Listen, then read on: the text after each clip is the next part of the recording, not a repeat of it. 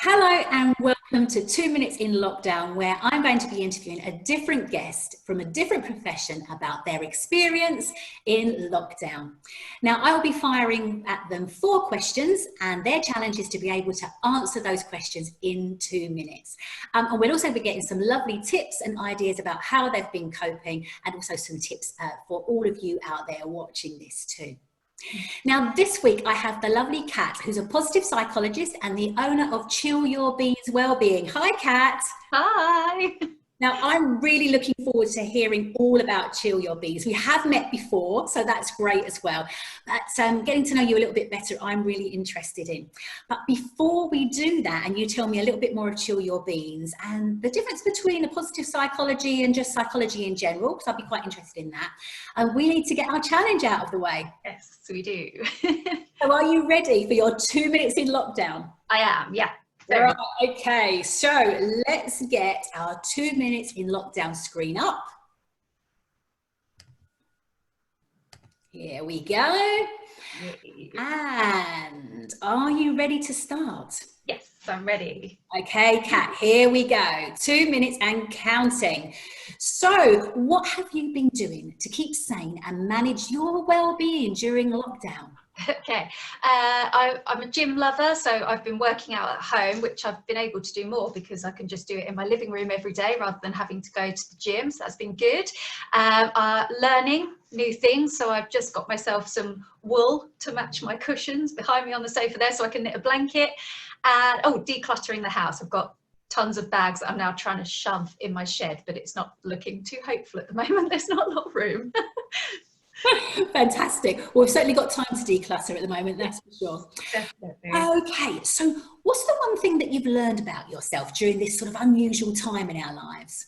I'm quicker to adapt than I thought I was. So I suppose that's resilience, isn't it? That ability to change. Fantastic, and adaptability is so important, isn't it, at the moment? So that's very important. Find out a little bit more about that as we go through. So I'm interested now, can you share a little tip or a piece of advice to those watching and listening today that might help them during this time? So based on your sort of experience in your profession. Yeah, so I would say focus on what you can do, the good.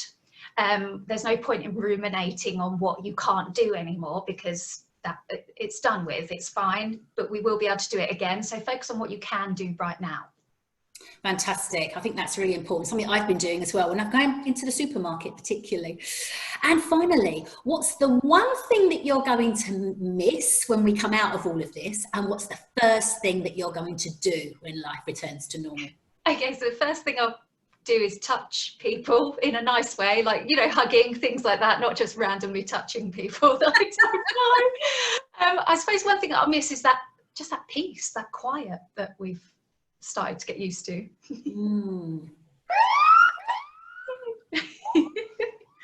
Well done. I think you got the challenge there. That was fantastic.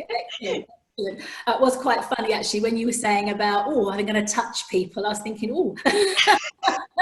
could be a whole different show. Could be a whole different show. Yeah, I know, but like I'm big on like the love language of touch. I think time with people and touch are two super, like a hug can just do so much. So I think it's that sort of thing, just being able, and also I've realised I'm quite a touchy person when I meet people, even if it's just like hi, how are you, on their arm or something, and you can't do it anymore, like, no, don't touch them. Yeah, absolutely. I mean, I know about love languages, but give us a quick overview of love languages for those people who don't know what it was that we were talking about just there. Yeah, so it's the idea is that there's 5 sort of ways of showing love to other people, and if you can understand how someone shows love, you might be able to understand better, especially if they don't speak the same love language as you. So touch and time, so time with people and touching them are 2 of probably the ones that most people have. I'd say most kids respond to that well. And then you have like sort of words of praise, so someone saying I'm really proud of you. Acts of service, so you might have like a partner who puts the bins out and expects like some sort of award for it. or gift giving as well, so you might find someone that gives lots of presents. That's probably their way of showing that they love you. So it's important to make sure that you understand someone else's language, because I think sometimes people can get a bit upset if they don't think they're being shown love, but that person's maybe just showing it in a different way. Yeah, it's totally fascinating. It completely changed my relationship actually with my partner actually when I found out about love languages. So those of you out there who have not heard about it, go and check out 5 love languages. It makes a big change to your relationships. Anyway, Kat, tell me and the viewers a little bit more about Chill Your Beans Wellbeing. Sounds amazing. I love the name. Where did you get the idea from the name from? I have to give my sister credit for the name. I started off sort of acting and being a drama teacher and things like that, and kind of got to a point in life where I was a bit like, oh, what am I doing? Like, I think a lot of us get to a point like that. And I'd always been interested in psychology. And I suppose that comes into acting quite a lot, in that sense of understanding a character and why they're behaving the way they are. So I started to do a few courses around psychology and then a few around mindfulness. And originally I started Chill Your Beans as a sort of relaxation and meditation and mindfulness company. Yeah. And so my sister was like, well, what do you want people to do? And I said, well, I want them to relax. And she sort of said, well, you want them to chill their beans then, don't you? And I was like, yeah, I do. I pay a lot of money for that sort of So yeah, I was like, yeah, that's brilliant. And then while I was doing that, I stumbled across positive psychology and went and did the masters in that. And yeah, it's kind of become more than just the mindfulness and meditation now. It's kind of applying the psychology to people's daily life so that they can transform their life for the better without being bombarded with lots of sort of lovely facts and things, but it's not always very clear how to actually implement that in your life. So I'm hoping Chill Your Beans kind of bridges that gap between the science and actually applying it. Well, it sounds like you've got some really sort of lovely practical sort of steps and ideas for people to be able to use. Yeah, hopefully. That's the plan. You sort of work with families, with corporate, with children, in schools. What do you do? Yeah, a lot of it is either one-to-one or group work, generally a lot with children, but also with parents too. I think us as parents are the children's greatest role models, really. I know that we do, so I do it as well. I tend to look at like them watching like YouTube people and all of that and think, oh, they're being influenced by them. But realistically, from a very young age, carers are their greatest role model. And I think if you're looking after yourself and your well-being's on point, then it's going to rub off in a beneficial way on children. Yeah, I think you're absolutely right. And some of the work that I do, I often sort of talk about us being sort of like a jug. And if we don't top that jug up, well-being wise, then, you know, the jug runs dry and you can't pour from an empty cup, can you? You know, so we need to be also, as you say, modelling to young people as well. So it sounds fascinating. What's the difference between psychology and positive psychology then? I suppose really there isn't massive amounts of difference. I think psychology has always had these, what we would now call positive psychology aspects to them, as far back as sort of Abraham Maslow doing his hierarchy of needs with self-actualization at the top. I mean, that's where a lot of this has come from. I mean, even the Greeks, like hundreds of years ago, spoke about happiness being sort of the aim of existence. So it's not that it's a whole new concept, it's just focusing more on what's good about humans and our behavior and how we can then make that better. Because when we make that better, the other things tend to start sorting themselves out as well. We don't necessarily always need to go in with the what's wrong with you perspective, what's right with you, and then we can help you with everything else, because you're going to feel better about yourself in the first place. Wow, and it sort of sounds like you're really coming from a strength-based approach, which is so lovely, isn't it? You know, because it's so easy for us to focus on what's not going right in our lives. Yeah, and I think there's this real danger around people starting to think that if they have a mental health problem or they're struggling in some way, that there's nothing good And that's not true. You can have a mental health problem and still have strengths at the same time, and you can still use those strengths despite maybe being anxious or having depression or anything like that. You've still got strengths. They're there, and we can look at it from that perspective. We don't have to always look at what's wrong and how to fix it. We can look at what's right. Absolutely. And I think that's so important, isn't it? You know, to sort of focus on what's going well and build on that, because our brain automatically gets us to look at what's going wrong, doesn't it?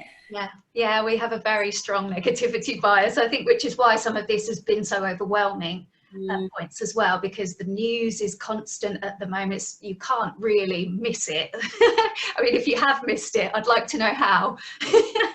So it's good to try and start picking out those sort of slightly more positive aspects. That's not to make light of a situation or anything like that. It just balances our point of view and makes it more realistic. I think if you focus on the negative, it can become a big catastrophe. If you focus only on the positive, then you're ignoring certain aspects that you need to learn from. So it's about meeting somewhere in the middle. Yeah. I know from time to time, particularly in that first week of when we went down into lockdown in the UK, you know, I consider myself to be sort of a glass half full person, you know, pretty resilient. I've had some tough struggles in my life and come out the other side, but it really knocked me for six, you know, and I found that I had to sort of get out and about really, and try and sort of clear my head, and going for an early morning walk I found was the one thing that helped me. So it was interesting to hear your tips as well, actually. No, I think just focusing what I can do each day has really helped. So I can't run classes as I would normally, so I've tried to do them online and things like that, and giving that a go. And it's not perfect yet, but you know, life isn't perfect. Everyone comes across things, and there's always going to be failure. That's part of life. It's about learning from those mistakes, getting back up and giving it another go. Yeah, and I guess that's about sort of that positive psychology spin, really, about, you know, sort of like, okay, so it's not great at the moment, it's not the way I'd like it to be, but actually what can I do in this moment to A, make the best of it, or B, you know, try and make it better, even a sort of a tiny thing. One of the things I've been doing actually is when I do venture out to the supermarket, is looking for those little tiny cheap what do you call it, daffodils, you know, little bunches of daffodil, about 95. And I've been buying those and just watching them come out and bloom, you know, and just the simple small pleasures now, you know, making a big difference on my own well-being. Yeah, and we've got technology now. I know, like, technology's kind of been this sort of like bugbear for a lot of parents for quite a while, hasn't it? Like, blame the technology, it's evil.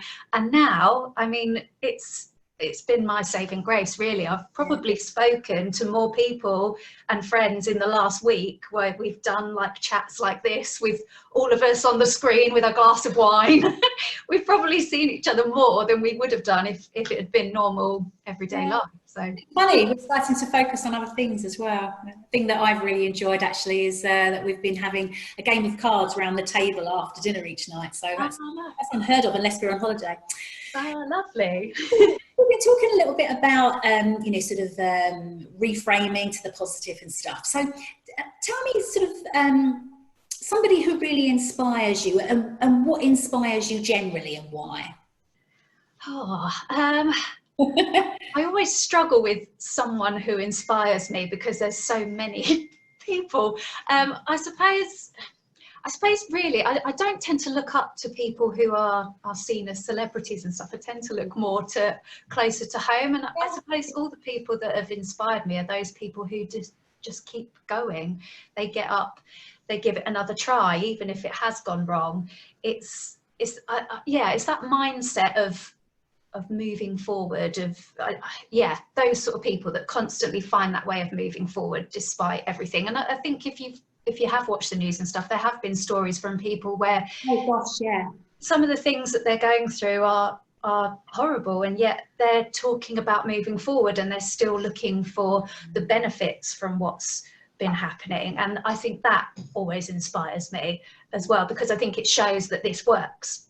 as well. It helps. But I think inspiring me to do what I do is younger people, really. I think when I was at school, there wasn't anything like this around at all. I really wish there was. I know. I think that inspires me most, to try and give young people the tools that I didn't have access to. Because I struggled from quite early on, really, with this idea that I didn't fit in or didn't belong in some way. And obviously now, as an adult, I realise I shouldn't have been trying to fit in the first place. I should have just been myself and accepted that, and I would have found the right people. But nobody said that. Nobody tells you that sort of thing. There's no tools out there to help you when well, definitely not when I was at school. I think mental health as well was kind of this quite scary word, which meant that there was something sort of quite seriously wrong back years ago. So now I suppose it is that what inspires me is giving young people and their parents those tools to have a better life, to feel good about themselves. That's really inspiring. It's inspiring for me.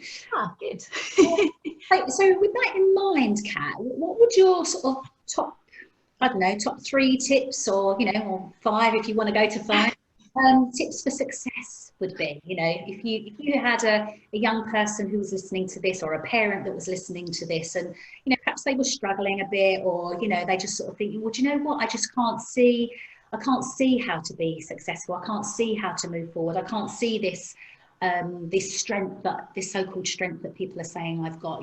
What would be your top tips for success, and maybe your personal tip of how you've been so successful? What do you do? Okay, so I would say be yourself is definitely the first one. I think you've just got to accept who you are, like warts and all, as it were. And then sometimes even those things that have maybe bothered you about yourself, that other people have picked up on, can actually become some of your strengths. So I know I always use this one as an example, but I've always been told I was stubborn. And it used to really get to me. It used to really upset me. I'd be like, no, I'm not stubborn, and all of this sort of stuff, getting quite defensive. Now I've just accepted that, yeah, I can be. One has meant that I'm not quite as stubborn as I was, because I've accepted it. And when I am being that way, I notice it. But also that it means I'm more determined a lot of the time. So stubbornness can be determination. It's that perseverance, maybe, to keep going where others would stop. So that would be one tip. Be yourself. Accept the things about you that you maybe don't like very much, because they can actually be strengths as well. Obviously. I was going to say that, Kat, just sort of before you move on to your next one, to cut across you. Okay. It's interesting, isn't it, that there are certain things that we're calling strengths now, and top tips, that perhaps other people see as a challenge, and sort of stubbornness. And I mean, I was called bossy, but it's interesting, isn't it, that when bossy kids grow up, they have leadership skills. Yeah. So it's interesting, isn't it, how all that gets reframed? Yeah. No, my daughter came to me once and said, oh, nobody wants to play with me because they don't like me telling them what to do. They've said I'm bossy. And I was like, okay, well, that's good for the future, because you'll probably lead things. But you do sometimes have to realise that people don't want to be told what to do. They want to give it a try themselves. And I think quite often as parents, we're very keen to rush in and go, don't listen to them, it's absolutely fine. Yeah. Whereas actually having those honest conversations and saying, but you know what, sometimes people don't like being told what to do, is actually going to be much more beneficial for them moving forward as well. So yeah. No, absolutely. Any other tips before we so perseverance. You will fail. Life happens, and it doesn't always go how you want it to. No one gets through without any scrapes at all. Nice. So learn from the things that you've done wrong, and then move forward with it, with that new information. Don't let that be the end of it just because you did something silly or you made a mistake. It happens. It really does. Get back up. give it another try with that learning in process. I love that. I love that. I think that's such good advice, such good advice. So before I let you go, I was thinking about this sort of earlier, and you know, we're sort of, and particularly with you being a positive psychologist, and we're looking at reframing. What do you think? Where sort of good things? What good thing do you think might come out of all of this time where we're having to step back, self-isolate, social distance, all of that type of thing? You know, do you think there's anything good that could come out of that at all? Yeah, I think so. I think I'm hoping like it will do wonders for the environment for a start. Gosh, yeah, I hadn't thought about that. I'm a big sort of I always try my best to try and buy sort of more natural products, not to use too much plastic, all of that sort of thing, because I'm quite aware of our impact on the environment.